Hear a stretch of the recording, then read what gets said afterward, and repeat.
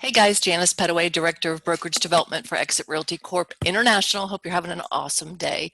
Today I wanted to talk to you about an idea I've had for a while for you guys, and I'm really hoping that you take this and you run with it.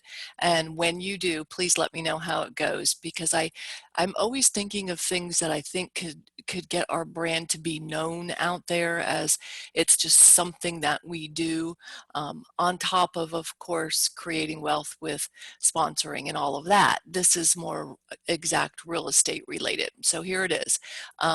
Learning how to be a listing machine using exit insured listings. Now, so what does that mean? Think about this. What would happen in your local market if you became known as the agent that had insured listings, meaning that prior to them going on the market, they were professionally inspected, and the report was shared along with any needed repairs and adjustments. They were professionally maybe staged if there's a lot of ideas, staged if they're empty. Maybe you had in your area, if radon gas testing is a big deal, you would have that done. Some areas you would have termite. You may have if there is no survey, or the survey doesn't show a multiple of things that have been done through the years, you would get an updated survey.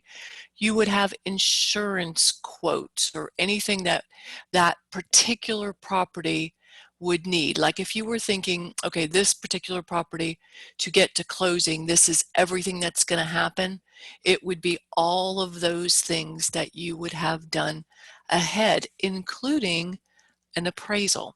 Now, I know a lot of you are going to say, well, that cost money and da da da da. But my personal belief is when you guys get good at this, you're going to be able to start tracking your numbers and showing that your exit insured listings sell for approximately 1.2 or 2% higher than the average listing in the neighborhood in 22 days sooner, or something, whatever the data shows. Because wouldn't buyers prefer to at least check out the house that has all that done? Think of what it's going to save them, but also they're not going to have the fear of putting an offer in on something and then spending their own money and finding out that they don't want the house because it either didn't appraise, or it's got a bad roof, or whatever it is. You know, I know that you guys know, if you've been doing business any amount of time, that they're really, it's better not to have those surprises anyway. If the roof is bad, it's going to show up as bad, and you're going to have to deal with it anyway. And if you can go and do this ahead, I think it would really help with the buyer pool. But think about you on a listing presentation.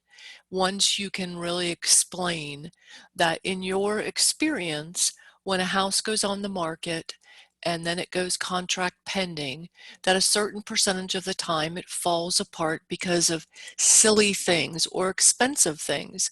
And that with your exit insured listings, and what you would like to do with them is facilitate all of these things happening. Because when they get a pre-inspection and they have lots of time to get things repaired, isn't it true that they could get a better price? They would probably save money because they're not in a rush. If they get it appraised, wouldn't that help you with the list price? Of course it would. And what about the roof and all of that? Roofers know when something's pending and you have to have it done in 10 days, that the seller's gonna have to do whatever. But that's not the case when you can get 2 or 3 bids. And it's better to be proactive.